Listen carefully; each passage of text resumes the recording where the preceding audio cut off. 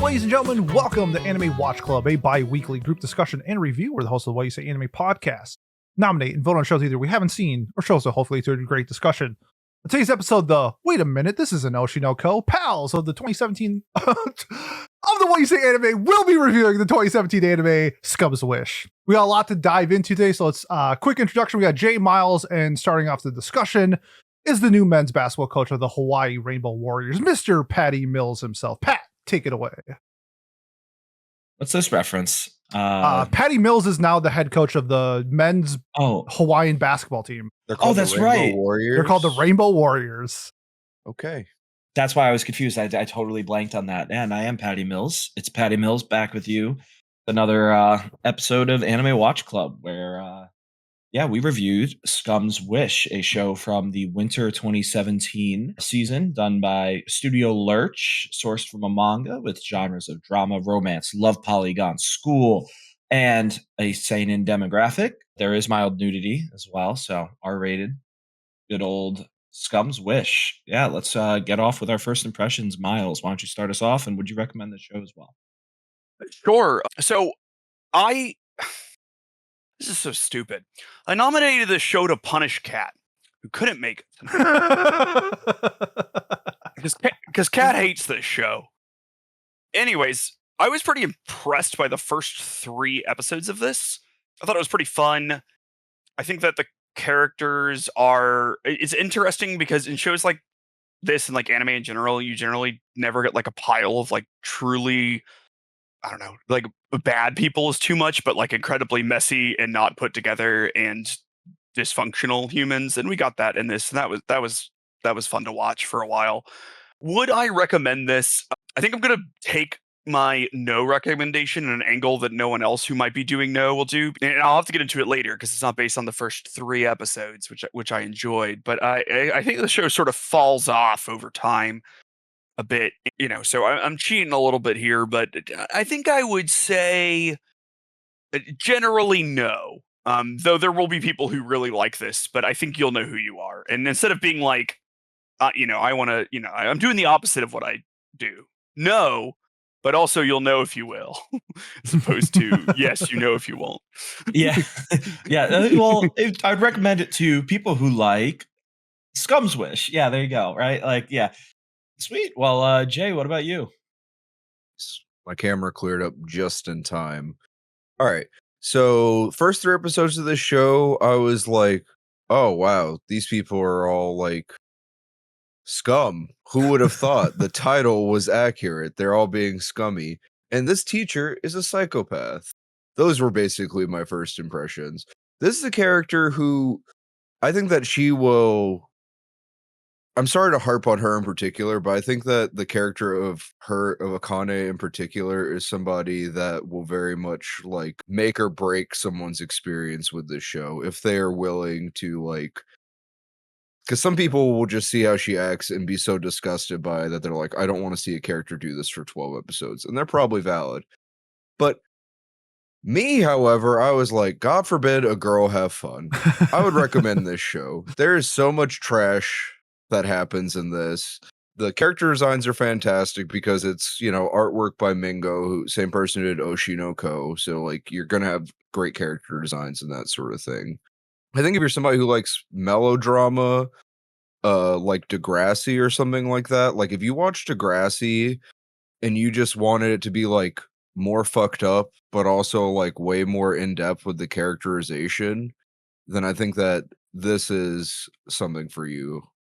So I think that, I would recommend it. I loved Akane. Like so much fun of a character. Well, I'm sure we'll talk about it later. She's my favorite character. I think she's very interesting too. Yeah, I see. Nobody. Yeah. All right. Pete, what about you?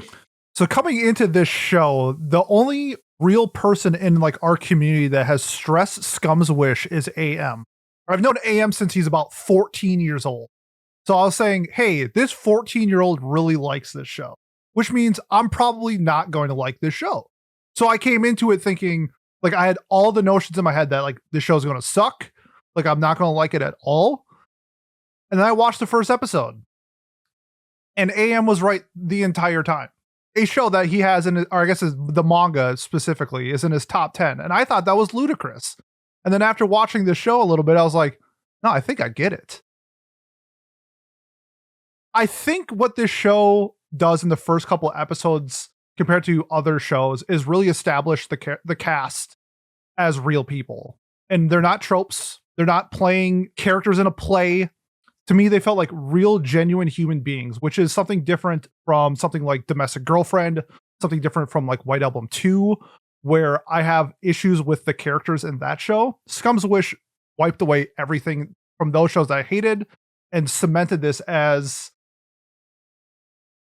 an incredible show. Incredible. I saw a great tweet that said, if you don't have some personal connection to genuine slop in your top like 50 anime of all time, you're not a real you're not a real anime watcher. You need a show like Scum's Wish to come across your palette and really open doors.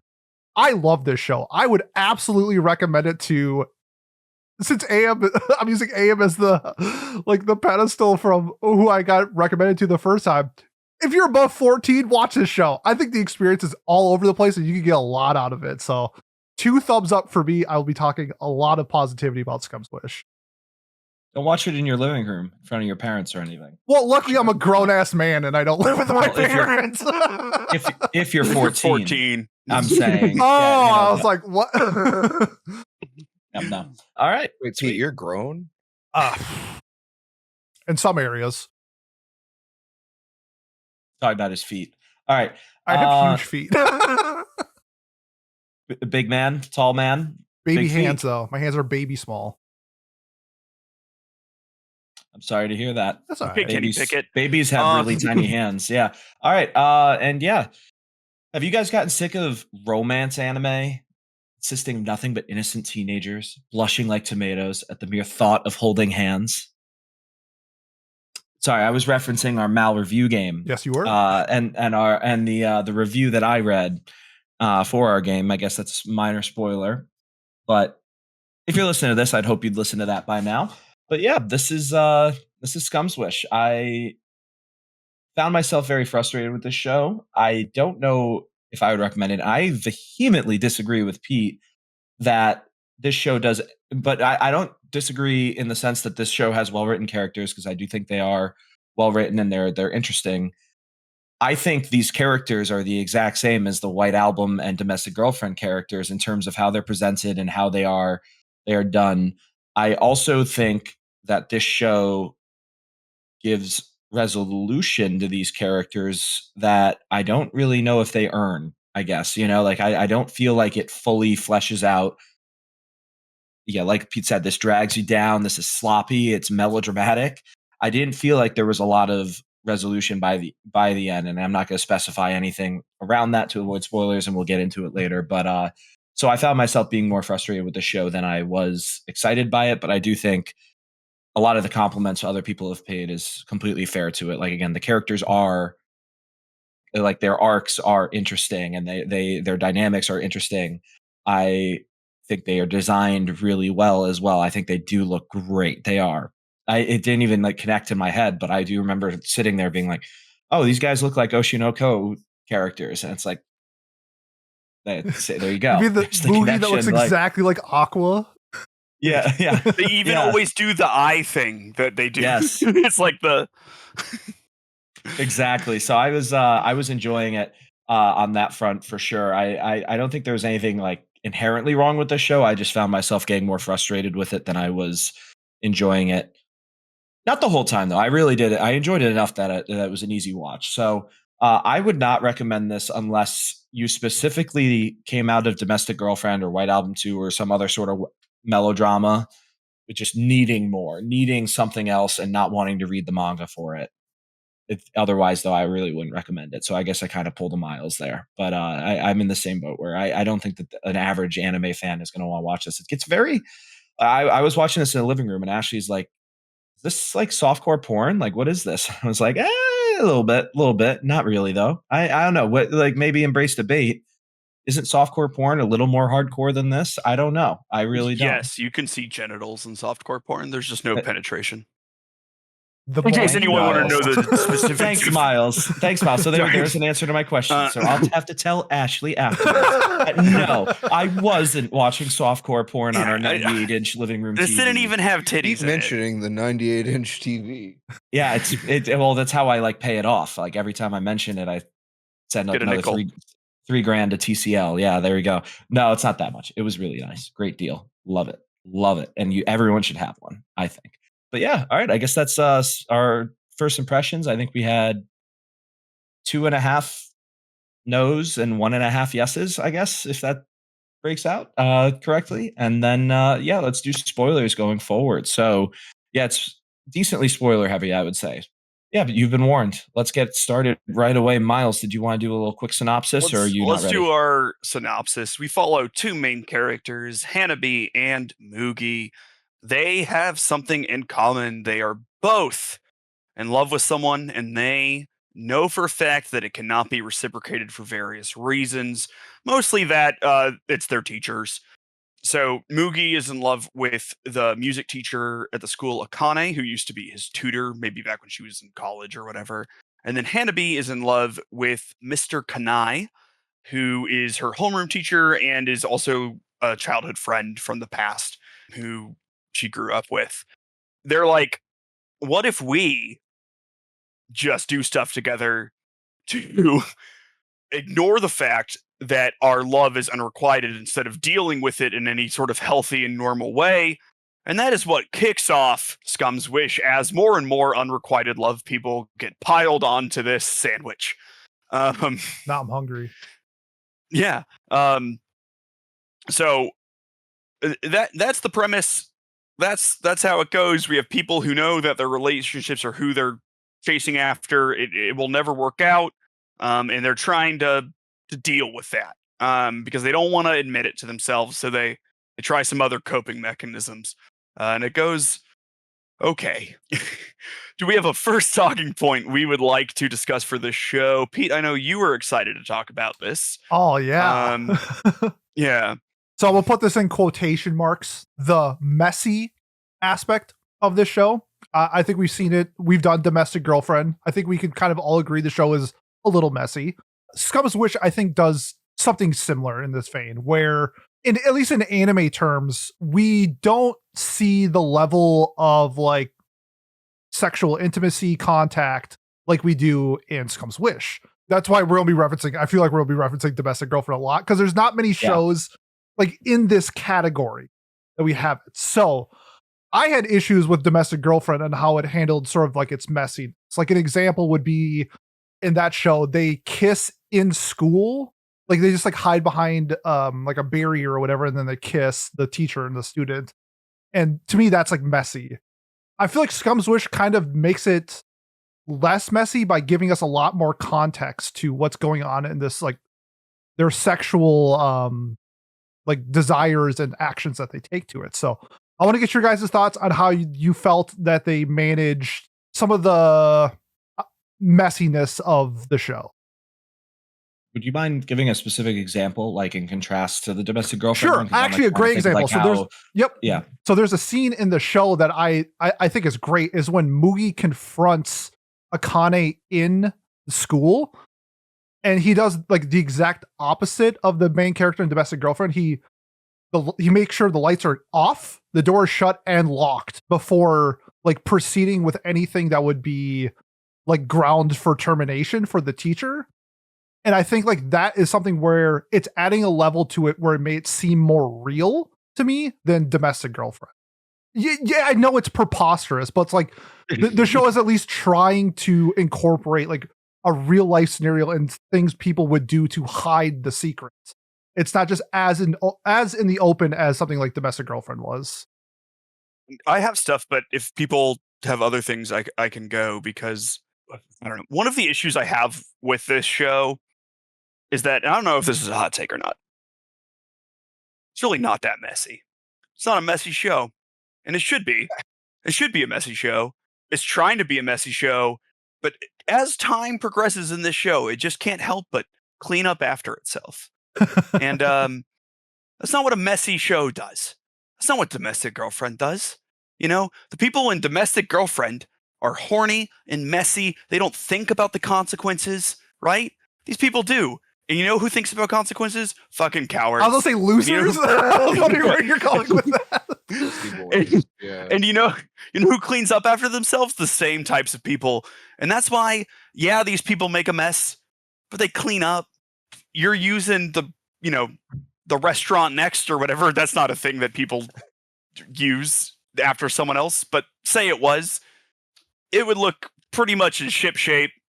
And I didn't like that. That was the aspect I didn't like about the general messiness of this, was that I don't think we ever got any like pow bam moments of like someone walking in on someone else, hooking up with someone else stuff. You gotta have that, in my opinion, when you're doing it. You have like a fucking love octagon going on. Surely it's gonna happen at some point. What about the students catching Akane at the restaurant? That's not really wasn't- that was just a teacher on a date, right? Yeah. True. Which, like, then Hanabi figures it out and deduces stuff and is, like, she knows, but the other teacher, none of the other students there know that I'm looking for their names. Narumi, the other male teacher, is interested in, like, she doesn't know that she's leading her on, basically. Like, they don't, the other students don't know that, so it's not necessarily messy. It's just like, oh, that's who Akane is dating, or oh, that's who Sensei is like going with. Yeah, I agree with you in that sense, Miles, that it didn't have any of those bombastic moments. I don't know if I was necessarily like waiting for them, but I can see that perspective. Like for me, I feel like it was messy in the sense that, like, oh my God, now this love interest is coming, and now this love interest is coming together, and they're competing in their own ways, and the tension that was there. But yeah, now that I think about it, like you said, there wasn't like a boiling over point. It was I guess Noriko and Hanabi have a little bit of a bout almost, or a verbal bout or joust, whatever. But it's not that detail. It doesn't get that deep. Versus, I mean, Domestic Girlfriend. That's my top 50 slop kind of show. So I'm going to die on that hill, but that show had people slapping each other. That had literal blood sisters ready to like punch each other and kick and fight and scratch. Like I ate that shit up. Like an example, I guess I would give is there's like technically an arc on this where Hanabi and Mugi are like officially dating. Yep. And then Hanabi just like cheats all over Mugi, and then also they never break up, and like they're both just like, actually, we weren't dating. And there were like no consequences for all of that. It just sort of fell apart because they didn't actually want to date each other, which to me is boring. I think it's boring to do that. She was like, I'm dating Mugi. And Sanae was like, no, you're not. And then she was like, I guess you're right. Cause like she was right. But like, I want Mugi. Like there was this whole thing about Mugi being like questioning if Hanabi had actually lost her virginity because she still had her hymen because she had slept with Sanae. So like when they tried to sleep with it, it was like very painful for her. And like he was thinking about that. So I was like, oh, will this ever come to a head? And then it didn't. He just never thought about it ever again. And they sort of like disentangled the two main leads after a while. I don't know. I just sort of think they tied a really messy knot, and you're like, how will this come apart? And then it came apart. And you're like, yeah, like pulled one string. And it all yeah, came okay. apart. Yeah. It was like, that was my view of it. And like, this isn't to say that the aspects you appreciate, Pete, aren't there. I think that a lot of the reason this is able to happen is because these characters are like very fleshed out and they think about things multidimensionally. Yeah. And it's like, yeah, I said I was dating Mugi, but like, yeah, I'm not really. And Mugi knows that I'm not. And Mugi knows that he's not. They know that they're not really into each other, and they were just trying to do that. So, like, the consequences don't matter there. But, like, wouldn't it be really fun if they did? Is my thought. No, I get it, and I think what we're especially with Pat is like right now we're being served 2 plates of slop, and it's just which slop do you prefer? And I like slop A, and Pat likes slop B. Like I think we're like in that agreement that the show itself presented stuff in the nature for it to get messy, I should say. Yep. I guess my counter to, or like upgrade way that I would fix this show or change the show in a way that I would enjoy it more is, and I think they do talk about it at one point, like is it Mugi, I believe, who starts to fall for Hanabi a little bit at least, or be like, oh, I could see why someone would love her, or like I am starting to get feelings for her. Should we actually try dating? That happens like 5 episodes in, and then it's just it's not touched on again. Even all the way at the end when they're like having that long discussion that we also don't get to hear, by the way, which made me so mad. I was like, what were they talking about? Well, it And was then good for for them. hours, Why we don't you talked tell out us? all of our issues. So why didn't we hear that? You know, like that drove me nuts. Sorry, that I didn't mean to drag on the show suddenly, but like that made me mad. But like in that moment, when we have heard them talking about like, oh, we wouldn't work together, they just kind of like are like, oh yeah, and we decided we wouldn't work together. And it's like, okay, well that's cool, but like let's hear that, you know? Like I want to, because I thought that would have made it more interesting if they were like, oh, well, let's try dating, or even like midway through the show too, they were like, you know what, this really didn't work. This wasn't what we needed. And of course it wasn't what they needed because duh, you know, they were literally both you just using each other, but that's kind of what happens in Domestic Girlfriend. And then Ruri and what was it, Natsuki, not and Naomi, something, whatever, the male lead, and the smaller stepsister, they end up like dating each other because they were like, oh, well, we were using each other for convenience, but now we have feelings for each other. So I don't know. That's what I enjoyed more because I guess the way I looked at it was like it contributed more to the cyclicalness of the slop and the will they, won't they, rather than kind of just being an open and closed book like it was in this show. I think that the character work in this is much more interesting than something than Domestic Girlfriend. Like Domestic Girlfriend definitely had like it's a different type of slop for sure, like you said, Pete. And I think that Domestic Girlfriend slop has like some kind of sprinkles in it, if that makes sense, that might, or sparkles or something like that kind of pop out at you at points. Whereas this is a more mature wood barrel slop that's been aged for 20 years. Yes. And that's where the characterization really adds to the slop, in my opinion. I could not agree more. I like both of them though. They're both messy as shit. Oh, so, yeah. I don't know. Yeah, I think I gave Domestic Girlfriend an 8, so it's like I like the show. Yeah. Oh, of course. Just not as much as I do. Yeah, no, and No, I'm you so are sad the I had to miss Domestic that Girlfriend episode. guy. Well, Yeah. I think and like what my response to that, Jay, would be like the manga explores that so much more with each of these characters, which I'm sure the same thing There's happens a lot in of Scum's Wish. content in Scum's Wish from the manga, from what I understand. And I do think that if you're comparing the anime to anime, the Scum's Wish anime does do their characterization and depth of the characters way better. But that's also in the time that they had. But I think like Domestic Girlfriend, like there's a reason it's 280 chapters long. You know, like there's so much to it that really adds to it. Which I guess maybe I should go look at how long the Scum's Wish manga is. Not but that long. 60 chapters. So 60, yeah, exactly. So very different. Yeah. Really quickly, to compare these series to a manger scene, because that's where my head went I love initially. it. Yeah. And what is more in the spirit of Christmas than these two things? But I sort of view Scum's Wish is if you like have all your manger pieces and they're like beautifully sculpted and everything, but they're just sort of like arbitrarily placed around.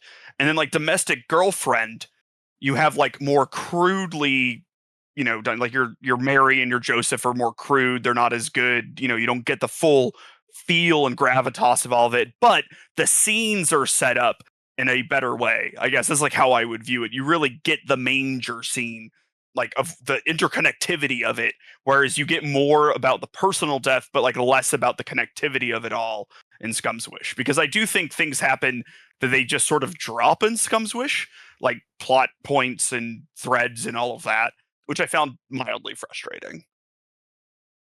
Can I to tailgate off of that, which I agree with you. Like that's a good analogy, or at least I see the analogy in your head. Well done.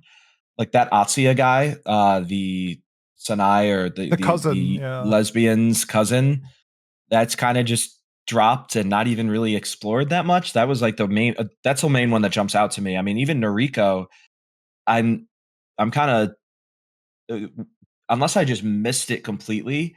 I guess she goes on her date with Mugi and is like, this is my fantasy. And I do like that it comes full circle with her enjoy, like, oh, making a beautiful dress for this show. She found her niche. She found what would make her happy. But then they kind of like reinstigate it with her and Hanabi. And I was like, well, wait, why did that start happening again? Like, when did they even make amends in the first place versus like her and Mugi, Noriko and Mugi it made sense. They had, both, I guess, not come to their senses. She understood that he just had no interest in her and she was not the one for him. And she moved on. But like, we didn't really see Mugi reflecting on that much at all. It was almost like it never happened. It felt like it's almost like he's a sociopath. I don't think he's that bad. He's like sociopath number 15. I think Mugi is kind of low on the list as far Me as too. He's Me low too. for sure. I barely think he is, if at all. I think he's like in a shit situation, then makes poor decisions, but like he's aware at least of. I guess that would make you more sociopath in theory if you're aware. But like he's aware that he's not making the perfectly correct decisions, but he's not, at least from what I remember. Like I don't think he's specifically taking steps to harm someone else or to interfere with someone else's life in the same way that Akane, she is the sociopath. He's a victim more so Yeah. than a lot of characters in this, honestly. I agree completely. Do we want to talk about Akane? Because like, what a character. Well, I feel like we should Can get we- into the can we- cast in general. Yeah, that's perfect. Yeah, perfect transition. Let's start with the best character in the show. Right? I mean, is that hard to argue? I mean, my best girl is not, our best character is different from Akane. So, Oh, well, let's get into that then. I mean, what do we have to say about Akane first then? It's just because that was the transition. Literal sociopath. And I think it's really interesting. I think it's cool to see a character that just wants or is so self-aware and like conniving. She's such a bitch. Like it's so good. Okay. Oh boy. Yeah. We're gonna, I don't know. I don't even know if this is like mask on or mask off, Miles. Okay. One, Akane doing all of that is super hot. Two, Yeah, of course. Checks out. Of course. two, I think they fuck her character up so much at the end. Agreed. I think the whole thing gets, because like you can't fix Akane, right? Mr. Kanai would be squished under her fucking foot by the end of this. Oh, someone was nice to me. I'm not a sociopath anymore. No. This is not how it works. This is just not how it works. And so, to me, I sort of grew to resent how they brought her character along, because it was, God, okay, I don't know. As someone who has been in an emotionally abusive relationship before, I try to not bring this up every episode sometimes. It was fun to see these aspects of a human in a way that I was able to clock as opposed to fall victim to. Nice. And then I was also excited because no one comes out of these things undamaged to see this little fucking glasses wearing, polo wearing nerd Pete looking at get absolutely eviscerated by this woman. And it didn't happen. Instead, he was like, I accept you. And she was like, I've decided to stop being evil. And that was annoying. I she's found still that evil. annoying. She's just not as evil. Annoying. I'm still gonna cheat on you, but Yeah. I'm not that evil. Yeah, which I don't. I'm Either not way. even gonna lie. I feel like she'll probably have stopped by That's later on. I have a theory about this. Me and Preston, Okay, let's hear it. we're theory crafting because when we were talking about it, it's like, do you think Akane would ever cheat again? Because when you see the last scene of her going on the date with Mugi, that was more of like a goodbye. Like she's not going to fuck Mugi anymore. But I think it's more along the lines of she raised what she's looking for in men, where if she found something of higher class, she would. Because like the whole thing with her character was about finding, like that high. She was chasing that high of like manipulating the men into essentially like doing what she wanted. And so she was always chasing that high with different guys, which I loved because I think that's like, I not gonna get personal, but I know somebody else like that. And then somebody comes around and is like, I wouldn't say it's like necessarily like better than the other people, but it's like different. And it like changed her landscape.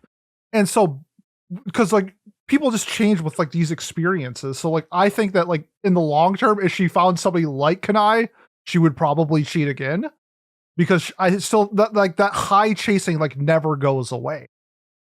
See, I think you've stumbled upon a bit of a conundrum here, because the issue is this fucking guy, right? He's got a hammer. He's not. That's the only logical explanation. Like straight up, he has a hammer. This dude is packing heat unlike anything you've ever seen. It's just like, okay, so we redo the shot and he's explaining the physiology of penguins, and then it just pans down and you just see that he has a third fucking leg on their aquarium date. He's the emperor penguin. And he's like, they call it the emperor. I call it the emperor. He would not be banging Akane if she was primarily dating somebody else. Correct. So if she finds another guy like it's just it's the issue. I don't know if would she tell him? That's I guess that's like something that would need to be explored.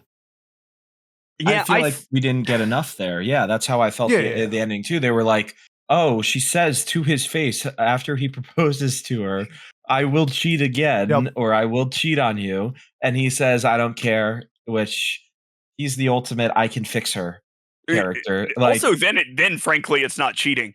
I agreed 100%.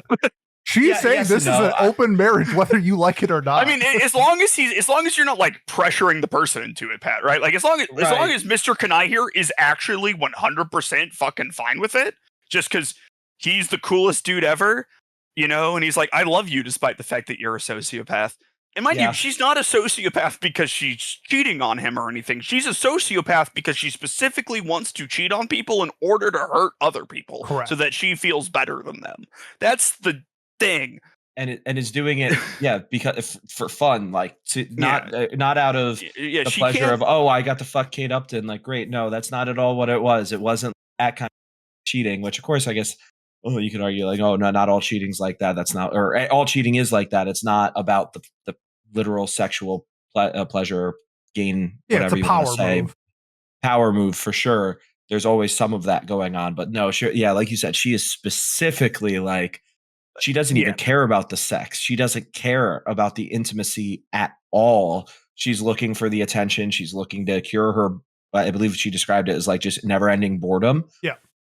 Which, respectfully to Kanae, he is boring as shit, is he not? So like, I feel like maybe that's the whole point. He was so boring. It did like a variable overflow on her, and she became unbored. He's not like most girls. He's not like he can fix her, right? Yeah, I don't know.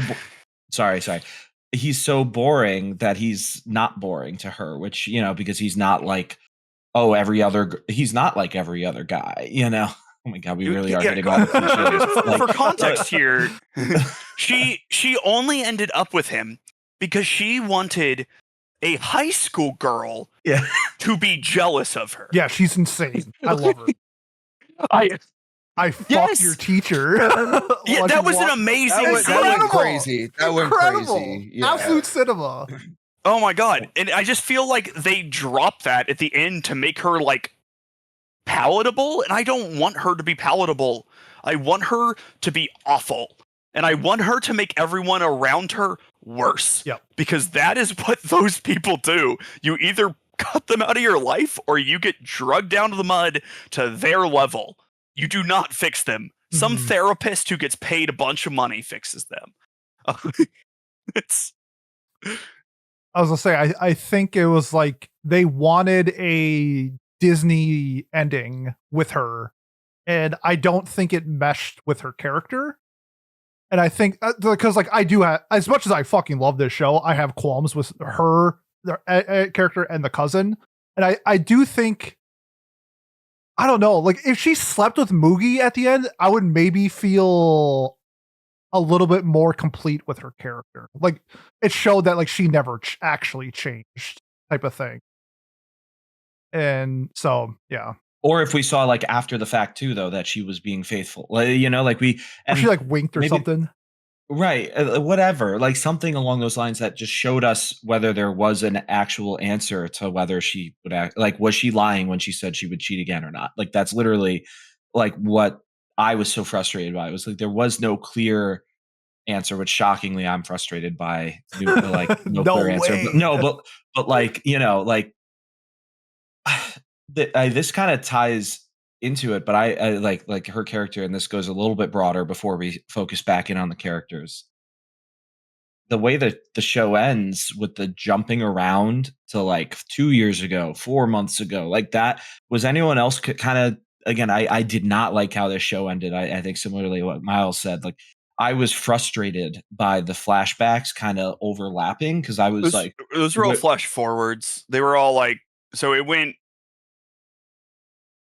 whatever, like September, November, January, I think. but there was literally labels that said like, oh, 2 years ago, 4 months ago, We had when like, flashbacks. Like when we saw like Moogie hooking up with May, that was a flashback, right? and at the very end. No, this was in the middle episode. Sort of when he like when Moogie. I think Pat's talking about specifically at the very end. Oh, my bad. Yes. I thought you were talking about the story in general. My fault. no, Moogie was, I thought was interesting, or May and Moogie. That was an interesting, like, also something we didn't. I find forgot much. she existed. Yeah, that's what I'm Oh saying. my like, God.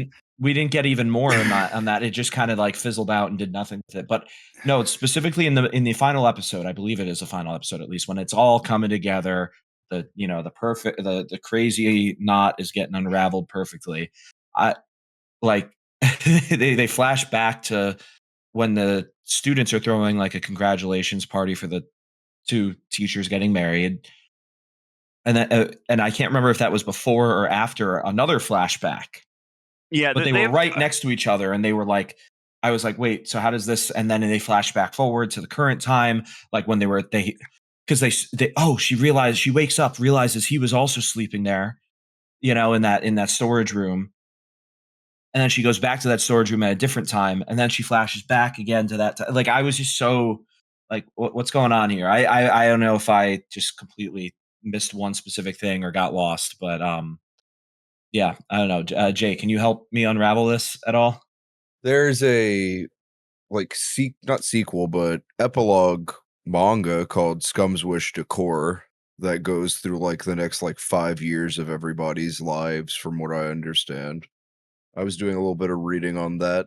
Do you guys want me to spoil anything on that for you? Yeah. Or would you rather? I Okay. think giving the warning here now. Warning. Yes, spoilers. Warning. Yeah, okay, spoiler really quick, warning. really quick. Jay, would I find it entertaining? No. Okay, yeah, go ahead, spoil me. Yeah, so yeah, that spoiler warned.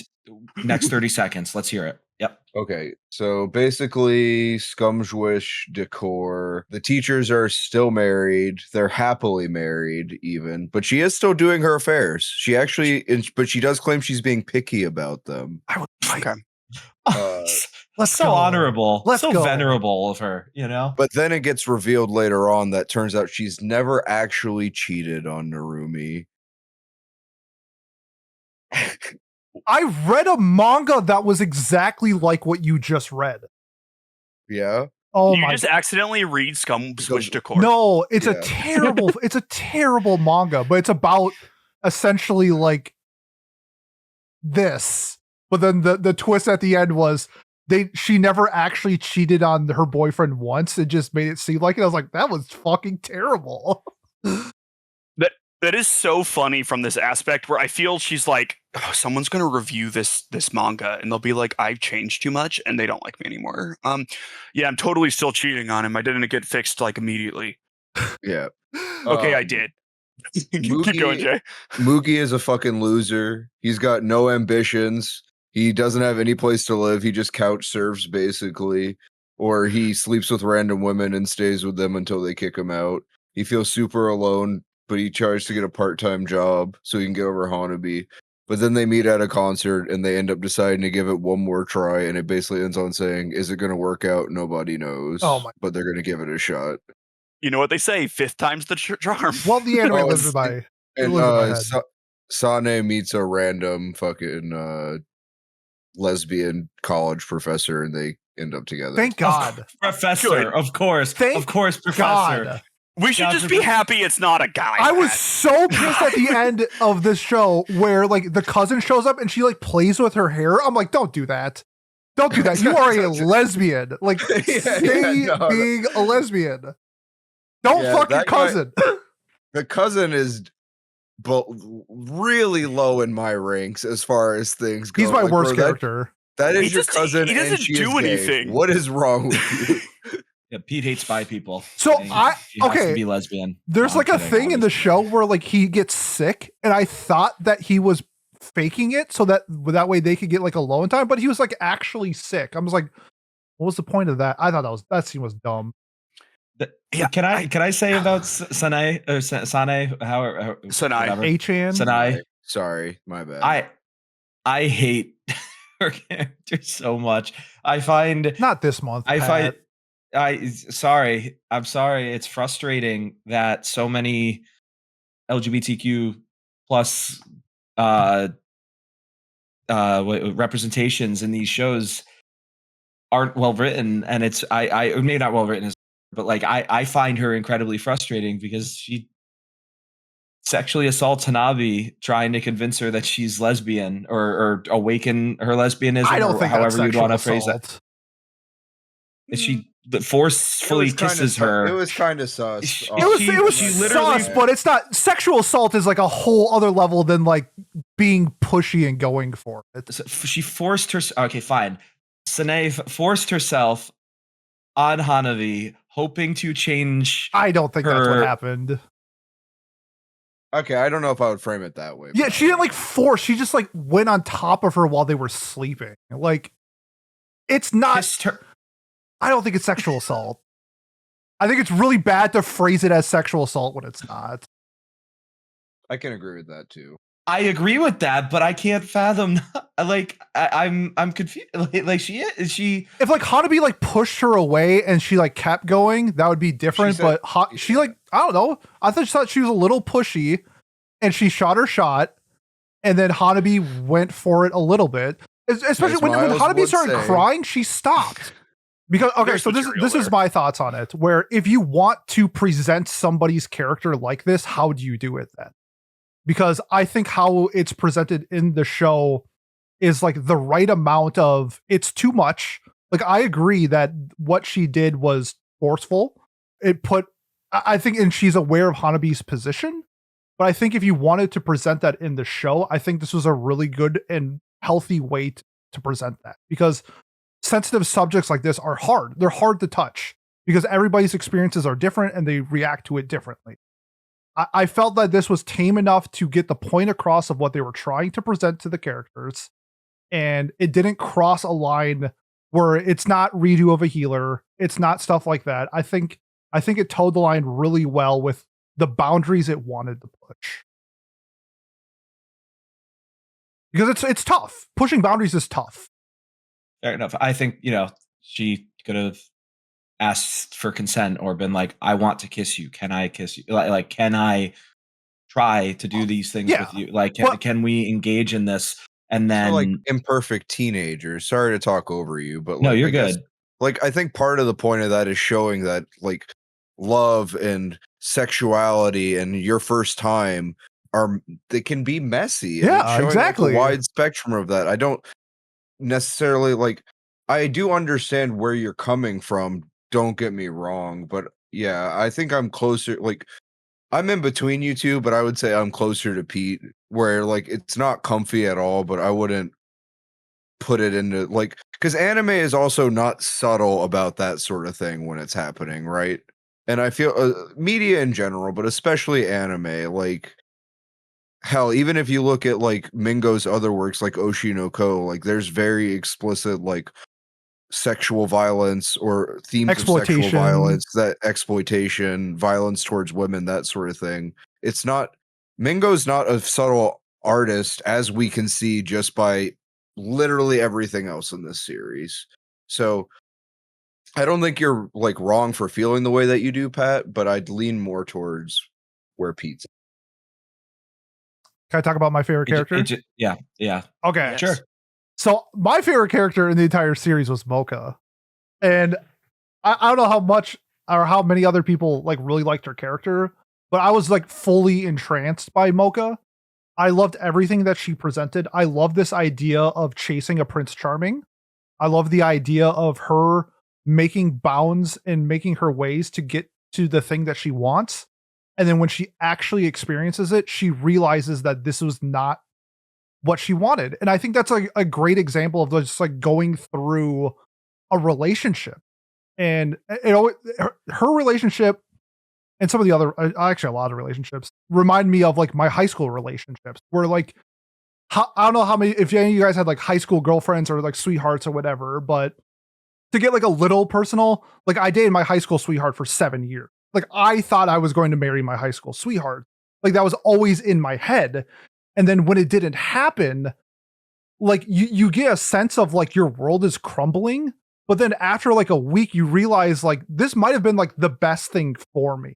Like I feel like something like opened like her mind when she had her experience with Mugi and sort of realized that this isn't the experience that she was looking for the whole time, and then moved on. And I love that. And I just thought her character, how she played it was great. I love the like little squabbles she had with Hanabi.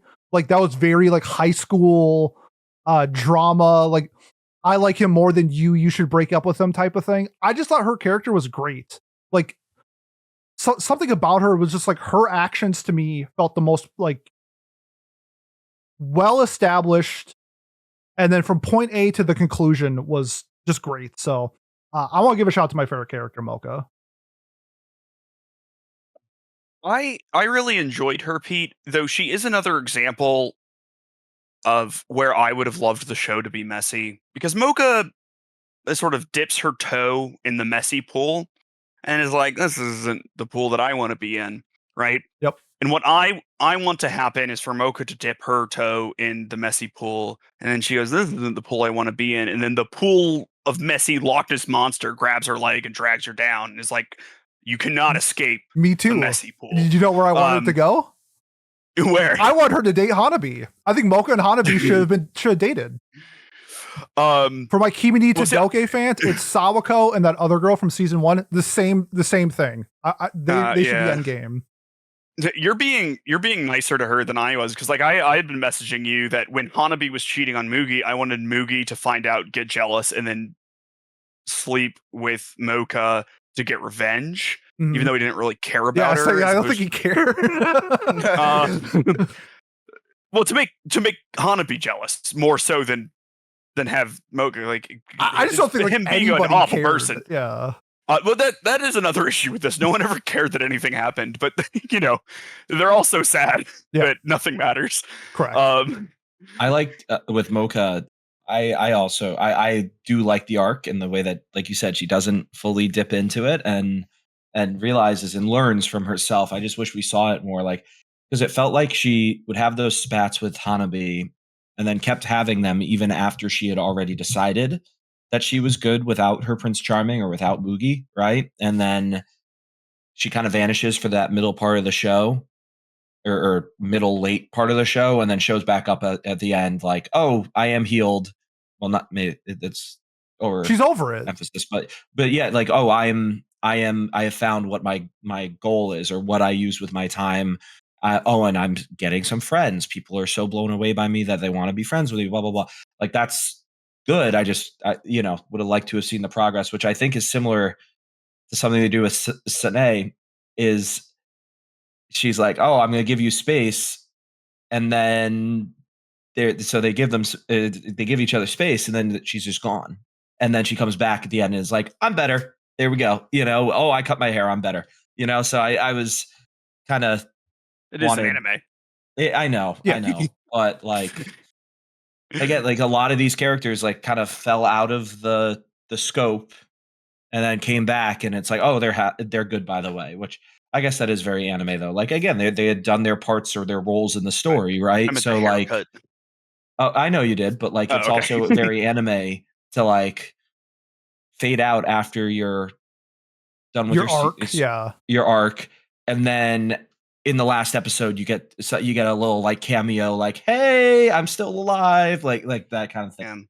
maybe that's not just an anime thing, that's just like a show thing, but still, like so I wanted more seeing them actually learn to change or getting better versus fading out and then coming back and being better, which like they could have done with like Noriko, like literally in the background of scenes maybe existing, or they could have shown her talking to other people or walking around town doing things. Like they could have inserted it in the background, I guess, even if they really felt they didn't have the time for it. But that's where I was frustrated by it, because I did like her character a lot.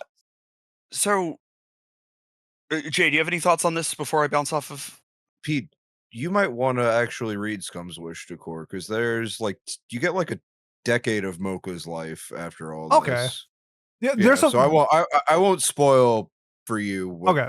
her life is, because I think you'll actually really enjoy. Yeah, if it's quick, I mean, yeah, I would definitely like to just it's check pretty it out. quick. Yeah, I think it's like 20 chapters or something. 743 chapters. Yo, what? of Moka specifically. Wait, was the One Piece actually just Scum's Wish? Get out of that. It's actually not titled Scum's Wish to the Core. It's I'll have a grande mocha, please. Anyways, Pat, I guess what I would say is, one, I agree with you. I think the side characters on this were very concentrated in the beginning, and then they all fall off sort of at the same time. And then we get like a very large amount of focus on Mugi and Akane, which I did enjoy, but like solely them for like, I don't know, 2 or 3 episodes, and it sort of felt like a lot. What I'll say is someone like Moka showing up at the end while our character's busy sort of moping around and demonstrating that you actually can get over it. And she's like, look, I'm doing good now. I'm looking, I got rid of my pigtails and all that. I think that has value. The issue is that every side character went away at the same time. You know what I mean? So like just doing that with like one of them, I think could be a narratively good decision. They fall off screen, they come back and they've changed. And that's like surprising, right? It's like, oh, I didn't expect this. But like when you have everyone, so you had like that. Remember that guy? There was just that guy that Hanabi was dating that Akane also dated. He just went away. A lot of people just go away, and I guess like when everyone does that, it becomes a little bit of an issue. Those girls Hanabi asked for advice don't go away. They're in Scum's Wish to Core. One of them's asexual. Nice. One of them's what? Asexual. Hard world to be asexual in the world of Scum's Wish. She's avoiding a lot of bullshit by doing that, though. So true. Maybe it's actually maybe it's an easier world to be. There was actually a great scene with those girls and Hanabi after the fact, where they were, how they view relationships. I thought was really interesting, because like the girl had she essentially had 2 choices of a boyfriend, and they were having that conversation of like who she should choose. And Hanabi was so perplexed that like, why would you want to date 2 people? Don't you have a true love? And I just love that like adolescent side of Hanabi. It's like, how, like, you have no experience, do you? Like, you do not know how any of this works. I thought that was just like a great little nod, a nice little tip of the cap to like high school relationships, because there are 100% people that are like, that's my boyfriend, that's gonna be my husband when I grow up, blah blah blah. And then anime, this one's just like, yo, do I want to date the football player, or do I want to date the hockey player type of thing? So I really like that scene. You want the hockey player, by the way. They stinky. As a football player, we were also stinky, and I agree. Yeah, date a tennis player. Hockey guy. I don't do that. Oh, come on. Yo, I need all the help I can get. Specifically, don't date tennis players. Oh, there you go. That's my only specifically, don't date Pete.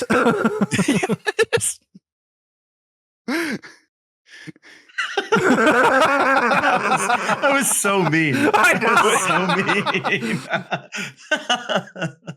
You know what, Miles? You're no longer my friend. Oh, sorry, bud. I apologize. This is Scum's You're Wish. not invited This is to the Scum's Wish. I'm wedding. out. You'll never see me again. I'm out. If Pete's out, like one of 8 characters. One of 8 Scum's characters. Wish. I'm gonna spin the wheel. Oh no, I already spun the wheel. Veronica is running the podcast now.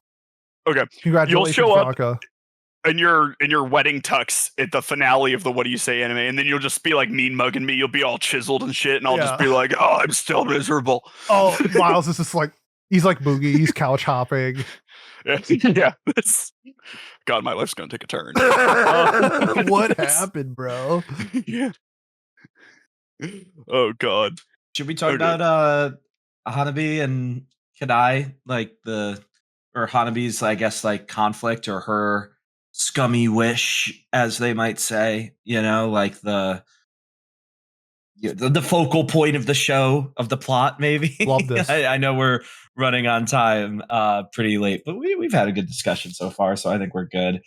I thought, okay, I know we talked about this a little bit. For me, my frustration was the fact that I guess I wanted it to be more domestic girlfriendy, like kind of what we were talking about earlier, where it didn't feel like to me they needed to have that intimate of a relationship or personal of a relationship in the first place for this story to still be told between the two of them, in the same way that like Mugi and Akane, I mean, the way they met, I guess they met technically before they go to the same, or they're at the same high school, but it's clear that there's like no familial or super connected level there, versus with Hanabi and Kanai. I mean, I guess the little brother, big brother, or little sister thing, like I understand that Kanai sees it correctly and never even thinks about it, and we're seeing it from the perspective of Hanabi, who calls him big brother, but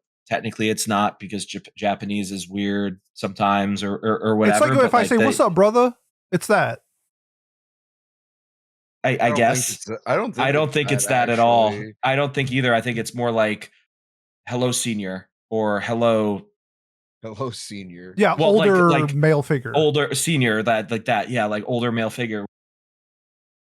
I get that, but like the way that the show described them, to me, it screamed that they were felt like brothers or siblings, and that's where I was like, I don't need that. I want something more like domestic girlfriend, because it's already so their relationship would already be morally reprehensible or immoral, maybe is a better way to put it, where I don't think there's that massive age gap. The massive age gap. Well, right now it would be. Right now it would be 100%. Massive age gap in general. It's and like then 5 years. He's 23 and she's 17 in the show, so 6 years. Okay, I don't love that. It would still be a bad 10 years from now when she's 27 and he's 33, because there would be the grooming aspect of it. Provided that they had known each other for known each other, right? Or had been around each other in any capacity, I would argue. And like, say he was her military superior. You mother. Well played. It's good. So I felt like it didn't need that. It didn't need that. It could have just been an Akane and Mugi situation where maybe they had a little before they got to the school. That's where the crush started, something. And it still would have been that conflict of I love someone that can never show me love back, without having the weird family stuff or the weird like that. And that bothered me so much, because like that makes it, if anything, maybe telling on myself here, I can see Hanabi's perspective if she wasn't calling him big bro. Like, I can see Hanabi's perspective if he's just someone that feels unreachable or unattainable by the nature of their relationship.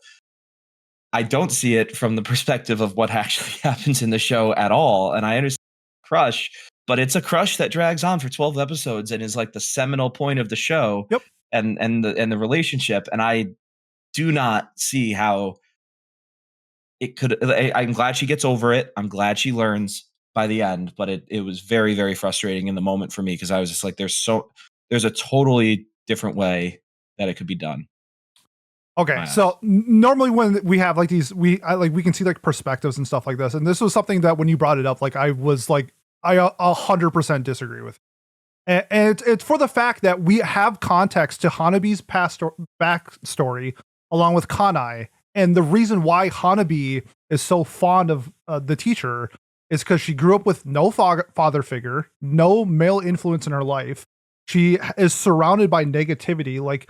She's called like a mistake by her relatives. And then you have somebody like Kanai, who is a guiding light in her life. They're an older figure, and it just happens to be of the opposite sex. So having the relationship feelings for somebody who does that in your life, especially at that age, I think is completely normal, and it makes sense that she grew out of it. Like, I think it's instead of the fact that like she had a crush on him, it's more of the reason of why she did. And I feel like the focus needs to be on that. It's Hanabi missing this figure in her life is the reason the show showcases it. This is one of the biggest reasons why she is the person who she is. Like, if she didn't have Kanae in her life, she would be like a mess, I feel like. And then Kanae is the same way. He is actively searching for a mother figure in his life because he only has his dad.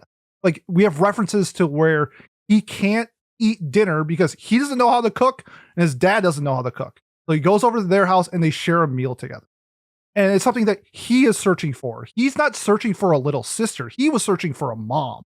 And so, like, his perspective of this whole situation is completely different to Hanabi's because his intentions was to never to be a big brother. It was to find a mom. And that's what he is actively searching for in the younger year. So when it's played out where the teacher, Kanae, has zero feelings towards Hanabi in any sexual manner, makes perfect sense in the story. It is laid out and fleshed out perfectly. And Hanabi having the feelings that she has with the context of the show, I think is perfect. Like, it makes perfect sense why somebody would do the action she did on the context that's given to us. Miles. I have I guess like a different view. Is I'm more Doylean, I guess, than what Pete just did, where I think that it provides a good foil to Akane.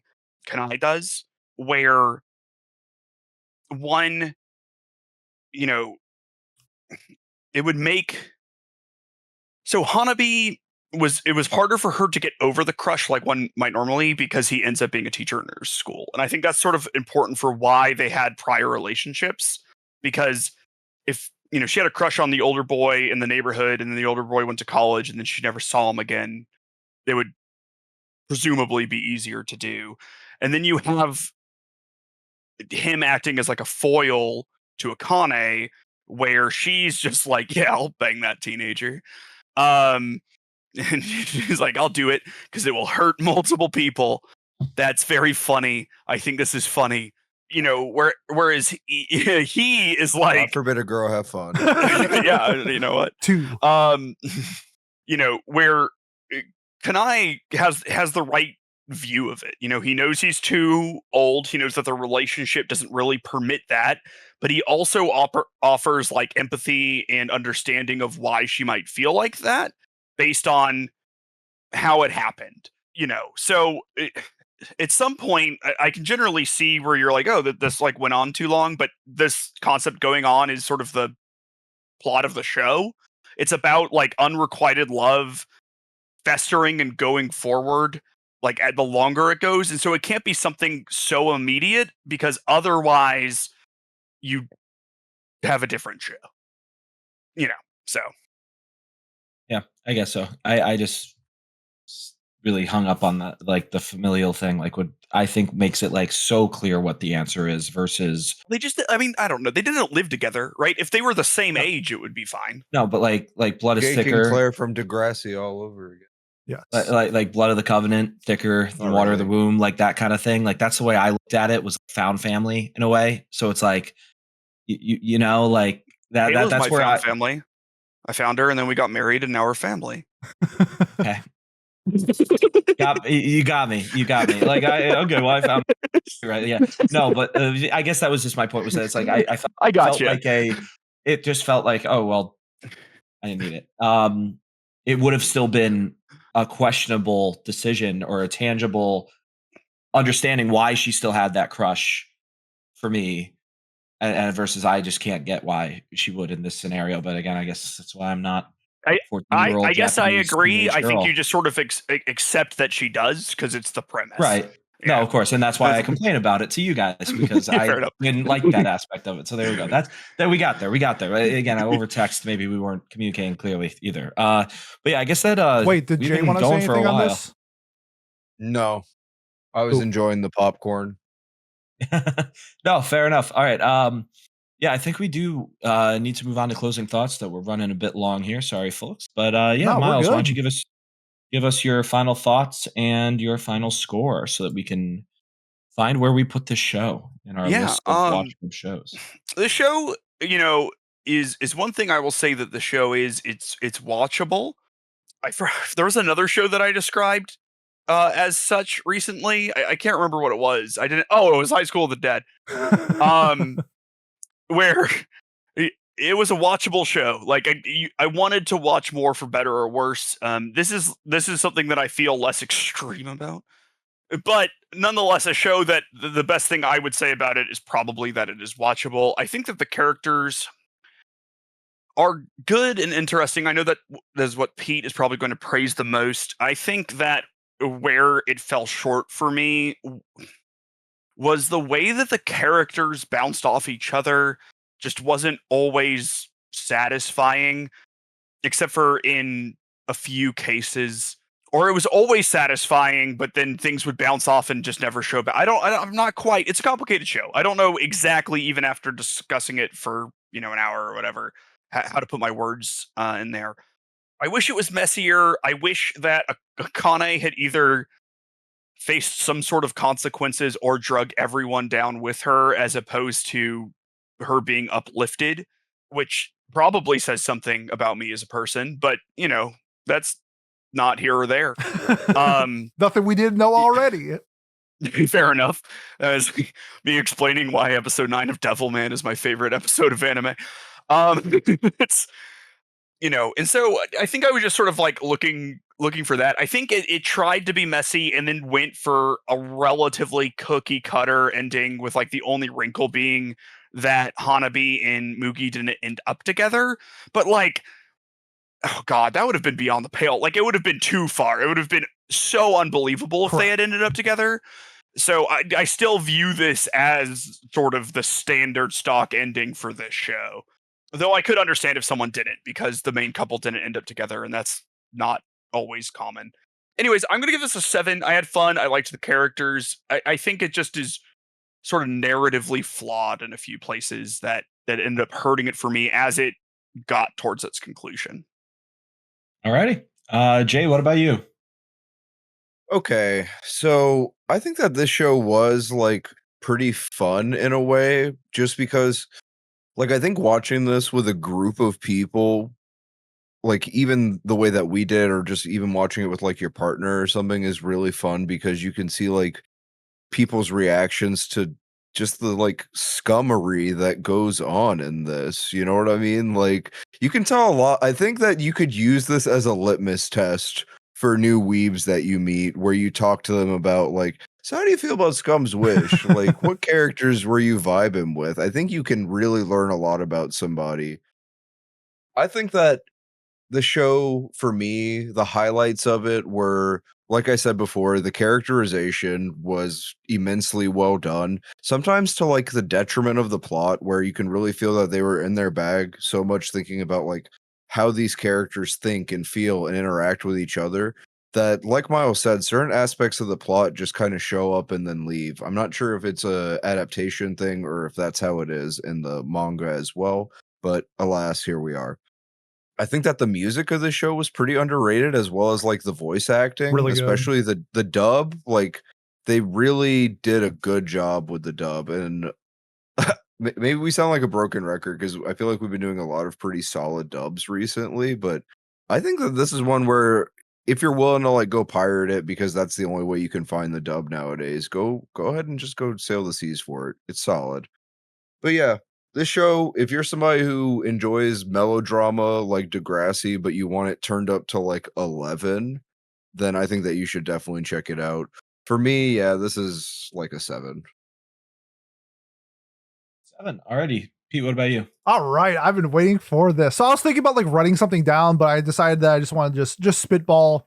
I mentioned it earlier that when we have shows like Domestic Girlfriend or White Album or something in that same sphere, sometimes the characters to me seem fake. Like I know it's a animated show, but like hopefully you get what I'm saying. Is like they feel like not well developed. They feel like actors. Like they don't feel like they're like actually in the story. They're playing a role or they're playing a trope. And then sometimes what those messier shows do is that they are in like a ball of Scum or something, and then all of a sudden they'll try to like pull it back and be real. And to me, that like pulls me away from shows like that. What I think what Scum's Wish did better than those shows and other ones is it presented itself as messy but real the entire time. Like I never felt like it. The situations that they were in, while they were outlandish and exaggerated, I've maybe even personally have been a part of something that's happened in the story where I felt like it wasn't that exaggerated. Like it is realistic. And I never felt like what they were presenting to me was so far-fetched that I couldn't like believe that it could happen to me or to somebody else. I just like, it was captivating. I thought the characters were incredible. My biggest issues was the ending. I did not like the ending. And normally I say like, if the ending is bad, it can kind of like knock a point or two, but I just thought like the first like 10 and a half episodes were just so solid, where I watched so much anime. It's so hard for me to binge shows. This was a breeze. Like a lot of times I'll watch like, I'll watch a seasonal and then go to bed or something like that. This was like, I was up till 2 watching the show. I'm like, I got work in 6 hours. Like that rarely happens to me anymore, especially in binging shows. There's seasonal shows where like I'll go out of my way to watch, which is kind of like the same thing with this. It was just like, I didn't want to stop watching it. Like I know yesterday, like I had to go to my mom's and I was pissed because I wanted to finish the show. Like that's how much I was invested in it. It just did something to me that like other shows like this have not done. Especially with like romance and drama. I think a lot of times it's butterflies and sparkles. And this was pure and raw. And I loved it. Love the cast, love the character design. Like that just makes me kind of feel like, I feel like Oshio Koka tried like a little bit harder because this is just like, sure, let Mingo write. Yeah, I was like, Aqua does look exactly like Mugi. Like, I don't know. That's not like a detriment to like, I guess it technically is, but like, it just makes me like Scum's Wish so much. Like, I think like the character designs were just awesome. Fully engrossed in the story. The drama was the right amount of slop and messy that I wanted in this type of show. And just great, man. And like, I was so excited to talk to you guys about it. Like, that's another thing. The show is so much fun to talk about. Like, yeah, I that's agree. such another level for it's like Apocalypse Hotel on Tuesdays. I can't wait for Tuesdays to talk about Apocalypse Hotel. It raises my score because I get to talk to so many people about a show I love. This is it too. I'm gonna give this a 10. It made my top 50 all time. I think the show is incredible. I think it's honestly, this is like, if I watched this before Toradora, I think this might have been like my favorite romance ever. I just think what they did on almost every level was so far and above beyond what's in the sphere now that I just fell in love with it. Yeah, I think this is a 10. It was never not going to be a 10. Like I love it. 11th hour discussion topic is Scum's Wish or romance. Yes, it's 100% a romance. Yeah. Okay. I mean, not all romance is, like I said, not all romance is butterflies and sparkle. Sometimes it's whatever Scum's Wish is. And Fair enough. It's the bad side. Yeah. Just like White Album 2, where it's not all butterflies and romance. I mean, I literally just said that I feel like the characters are actors. So yeah, I fucking hate White Album 2, and I love Scum's Wish. So 10 out of 10. That's kind of fun. Yeah. Okay. Okay, Pat, right. what do we got? Yeah, I was gonna say my turn. Because I was gonna just like specifically cite where Pete was mentioning how he preferred these characters, and they're like what failed for me with Scum's Wish, I think, is the fact that these characters were so fleshed out, and I think Miles kind of touched on this too. They get into these messy situations, and then it kind of all just solves itself, or they kind of just get out of it. Versus what I really liked about White Album 2 and Domestic Girlfriend is these characters are bad people. They make poor decisions and then they pay the price for it, or someone else pays the price for it and things go wrong. And that made it feel real to me. Like seeing the cheating, or like seeing a repercussion to the cheating actually mattering, versus in this show, we don't even see anyone react to the cheating other than our cuck chair guy, Kanae. Like I want to see that stuff. And that's probably why I liked White Album 2 more. And why I liked Domestic Girlfriend much more than the show.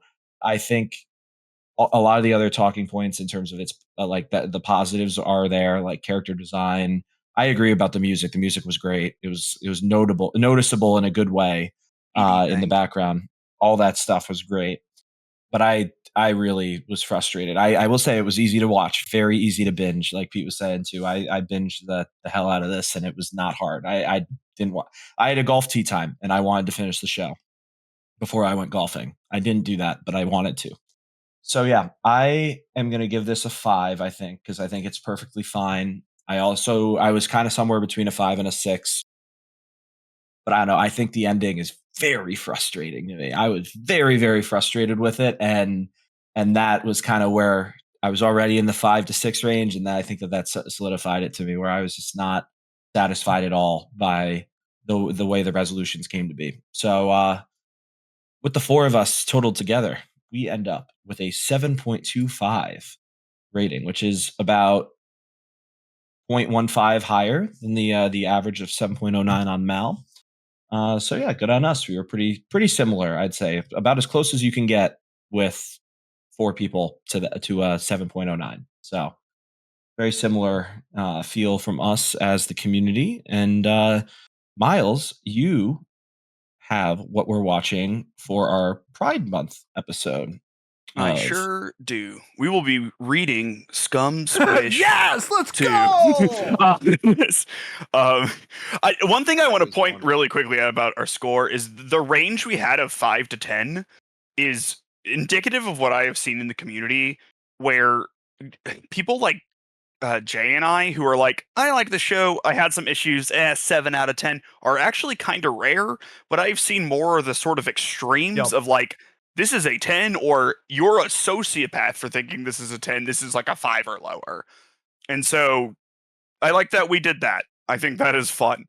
Okay. They're the best episodes.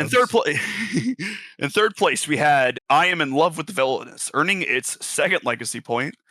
In second place, we had Wandering Sun. Damn, so close. And in first place, we have Given. Oh wow, Given 1. Let's go. By a landslide. Given crushed. Fuck yeah, I love Given. So yeah. So yeah, we'll be watching Given. Lesbophobic. Yeah. No comment. To be fair, that is sort of it is flipped from all of our previous Pride Month episodes. I think every other one has been a Yuri. So yeah, I think it's good to get some diversity in there.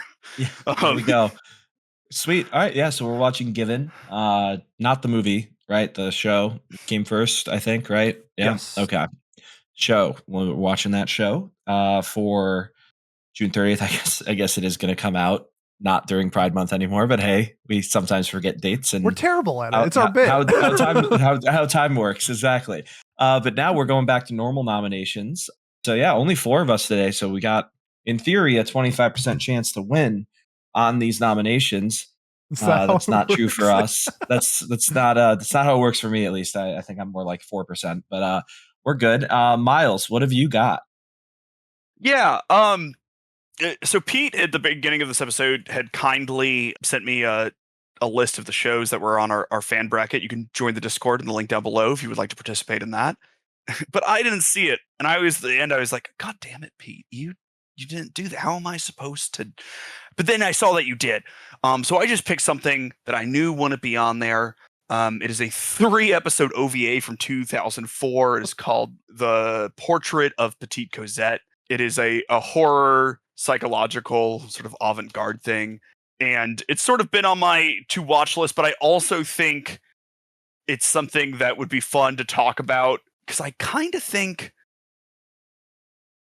I think it would be fun to talk about. Anyways, that's the first nom there. Alrighty. Jay, what about you? I'm gonna nominate Grand Blue Dreaming. Just got announced another season of it, right? That's just Grand Blue. Oh, is it different? Grand Blue Dreaming is that the mobile game? Nope. It's the manga is called Grand Blue Dreaming. The anime is just called Grand Blue. Nope, right? The anime is also called Grand Blue Dreaming. I'm looking at it right now. Yes, it is. Ah, it is. It's what's it called? Grand Blue Dreaming. Okay, great. Okay. We got And there. because of that error, Pete doesn't get a nomination. No, there's so like a- I am what's gonna the nominate. No, I'm frickin- kidding. You're thinking of Grand Blue, like the fighting game. Yeah, there's like Yeah. there's some like crossover where it's just like it's like one's a normal show and the other one's like the girls are ships or some shit like that. That's Azure Lane. Azure Lane. That's yeah. Azure Lane, baby. Oh man. Yeah, not Oh, that man. I ever put a ton of hours into that or anything. Of course not. I've done research on it because it was cool. Like, oh, they're named after like all the U.S. warships. They That's all sick. have like similar stories and everything. It's pretty neat. Yeah. All right, Pete. What have you got? I'm gonna nominate one of the most controversial shows of 2019, and it's for a reason that you probably don't think it is. I'm going to be nominating the tennis anime Stars Align. I've never heard of this. Never heard of it either, so I'm excited. I like tennis. Tennis is Why cool. was it controversial, Pete? I'll give you a hint. It's the same team that did Wonder Egg Priority. Does it make That's- the Scum's Wish ending look like the cap. Breaking Bad ending? Just- Is I'm that- I'm excited. I'm excited. Take with that with what you will. Alrighty. And I also was am told- lying. It has. Sorry, it's Oh, not the okay. same team. It's like fucking same shit. Whatever. Same studio. Same It's not the same studio. It's a lot of people The writer? worked on. There's correlation. Sorry. Okay, great. Okay. You'll love to see it. We should expect the ending to similar solve staff. nothing. Of this tennis anime. There we go. How do you not finish a tennis anime? Anyways, Either he it's wins fine. or loses. Oh, they're Yeah. like that Wimbledon set that just keeps going on and on. They keep trading. Yeah, games just back they end in the middle of a set. Just- Yep. All right. Yeah, I'm gonna nominate a show that I'm told I'm allowed to nominate this week. So, or 2 weeks ago, whatever. I'm nominating Lazarus. I know some of Yep. us are still behind on that show.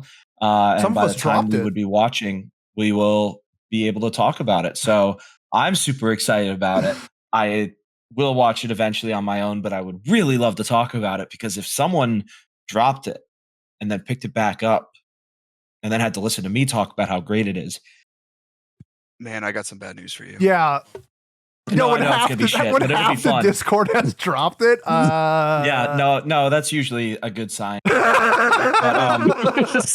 But wouldn't it be fun? Okay, let's do the whole bit of like why we nominate Citrus. Wouldn't it be fun to watch something that we don't like? You know, let's do that. There we go. Let's do Lazarus. Well, Do that only to you me. don't like citrus. Everybody else likes No. citrus. I don't think I would like citrus. I actually think, Miles, I think you would love citrus. We will honestly eventually find Yes, out. we will. It is. All right. Yeah. All right. But yeah, there's my nomination. Vote for it, please. Or vote for any of the other shows. I think that we put 4 strong candidates up, including mine. Totally. Yeah. Happy Pride. And that wraps up Watch Club. If you have made this Pete, far, take it away. yeah, I got you. If you have made this far and you want to support us, the best way to do so, like, comment, subscribe, leave a review on whatever platform you are watching or listening to us on. Next week, we are already looking towards summer, so we're going to be talking about some new seasonals. Next season's stacked. We got a lot of sequels. Got a lot of new properties coming up. Actually, after this episode airs, I will be doing a live stream of going over the new PVs for next season. So if you want to check out a replay or a VOD of that, go to our YouTube channel, check it out while you're there, subscribe. Otherwise, if you're here for Watch Club in 2 weeks, we will see you for Given. Thanks, and we will see you next time. Peace. Miles. Bye-bye. There we go. Sorry. Bye